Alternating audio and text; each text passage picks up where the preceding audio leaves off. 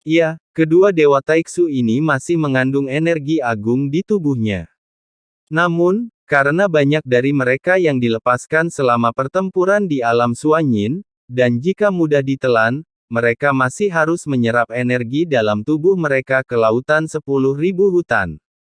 Sebaliknya, jika energi yang penuh kotoran ini mudah tertelan dan tidak dapat diserap dalam jumlah banyak, akibatnya akan menjadi bencana. Sambil berpikir, Xiao Yan dapat memerintahkan kedua dewa Taiksu untuk mengambil seluruh energi mereka melalui Void God Armor. Terlebih lagi, bayangan besar di bawah alam dewa kuno tidak mengetahuinya. Ratu, invasi Taiksu memberi perintah tetapi tidak ada yang maju. Ratu dari paviliun Qianji berjalan keluar, dan pemain piano lumut sedang melihat ke langit dengan kaki telanjang dan mata yang indah. Tingkat pertumbuhan Lord Jiuyin ini sungguh mencengangkan, dan telah mencapai keabadian hanya dalam waktu singkat.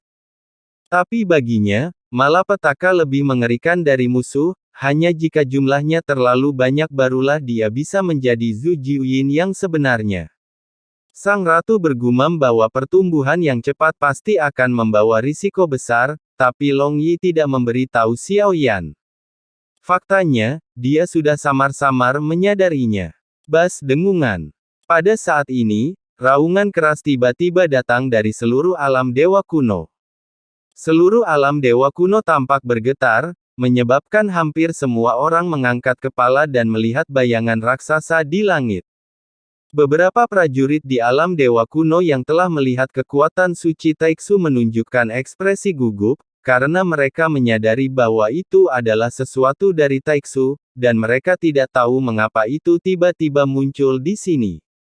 Sosok Long Yi di depan Xiao Yan bergerak dan menghilang menjadi sambaran petir.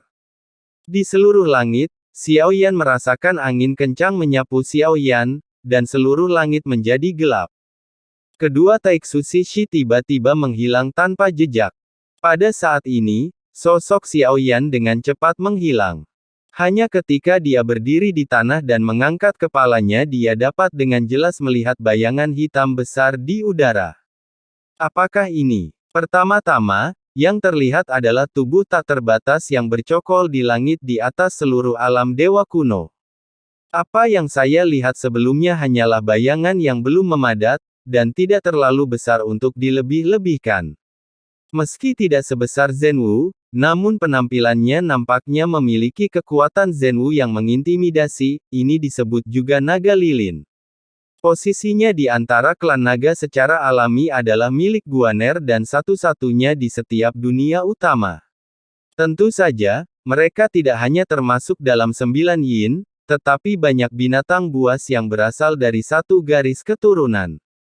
Tanpa kecuali, binatang buas yang berani mewariskan satu garis keturunan adalah makhluk kuat yang unik dan tak tertandingi di dunia ini. Tentu saja, alasan mengapa satu garis keturunan diwariskan, selain warisannya sendiri, belum tentu dibatasi oleh aturan dunia, karena keberadaan seperti itu harus menempati energi dunia yang agung, jadi garis keturunan yang kuat seperti itu tidak diperbolehkan untuk bereproduksi. Apa ini? Seharusnya itu adalah klan Rong, tetapi ini adalah klan naga yang sangat langka.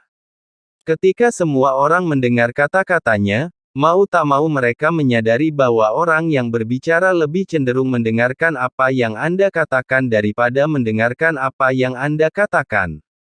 Meski tampilannya berbeda dengan klan naga, namun tubuhnya tetap tidak bisa dipisahkan dari klan naga. Kepala naga, badan dan cakarnya hanya terlihat semakin menakutkan karena ukurannya yang besar.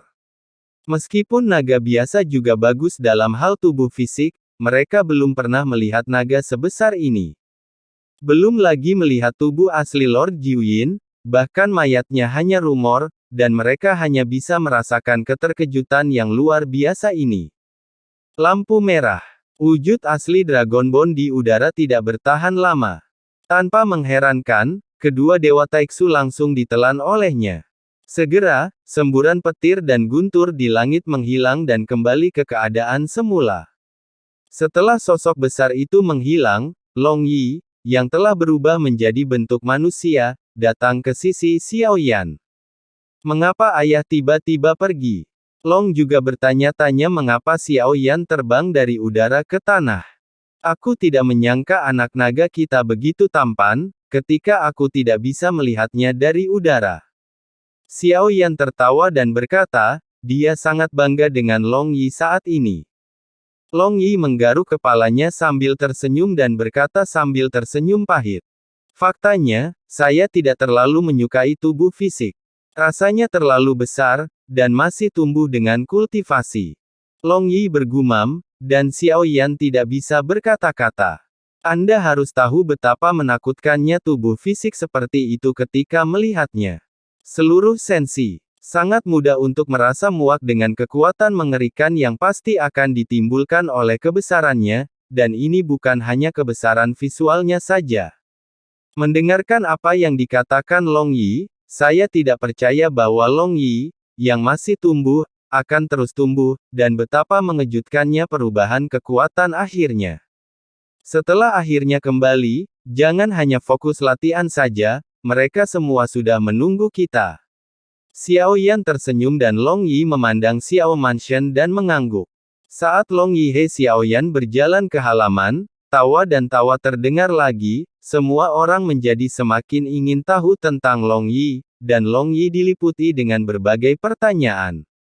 Haha, tolong jangan mempersulit kami, Xiao Long Yi, dari mana dia berasal dengan begitu banyak masalah? Ayo, kita minum.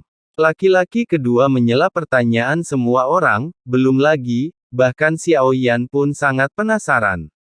Semua orang memandang Dragon Bone yang membosankan itu dan tertawa serta mengangguk. Bagaimanapun, mereka semua memahami temperamen Dragon Bone. Bahkan dia sendiri mungkin tidak paham tentang begitu banyak masalah. Pesta itu tidak berlangsung lama, sebelum berangkat, Xiaoyan masih belum bisa lepas dari cengkeraman istrinya dan akhirnya memilih menghilang. Ratu Qianjige mulai melukis lagi. Hanya saja isi gambar ini sangat berbeda dengan sebelumnya. Bahkan ada beberapa pemandangan indah. Setelah Xiaoyan masuk ke paviliun Qianji, seluruh tubuhnya terasa tidak enak. Suami ada di sini. Lihat apakah teknik kimiamu sudah membaik. Wajah cantik ratu tampak sangat bahagia. Dia sama sekali tidak keberatan dengan adegan ketelanjangan ini. Sepertinya di matanya, ini adalah seni. Xiaoyan tidak terlalu keberatan, dia lebih khawatir jika tersiar kabar tentang bunga-bunga ini dan istrinya melihatnya, mereka mungkin akan mengulitinya hidup-hidup. Dan ada satu hal lagi yang ingin dia serahkan kepada ratu untuk diputuskan sebelum pergi.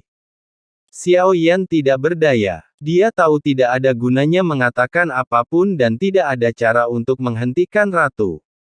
Bahkan jika dia dilarang pergi sekarang, ratu akan tetap terus melukis. Suamiku, tolong beritahu aku.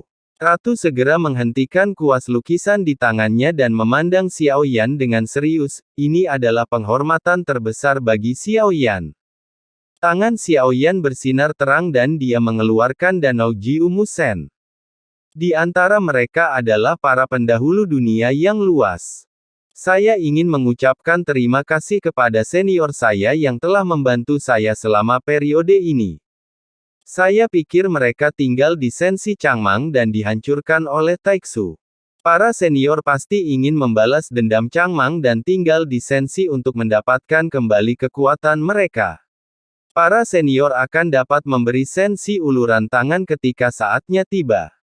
Xiaoyan berkata dengan serius, dia telah menyadari bahwa meskipun labu ilahi bermata 9 kuat, beberapa senior sangat berhati-hati, bukan karena wilayah mereka sendiri, tetapi karena kehancuran yang besar. Jika tidak ada dunia lain bagi mereka, pakaian mereka perlahan akan menghilang seperti luasnya.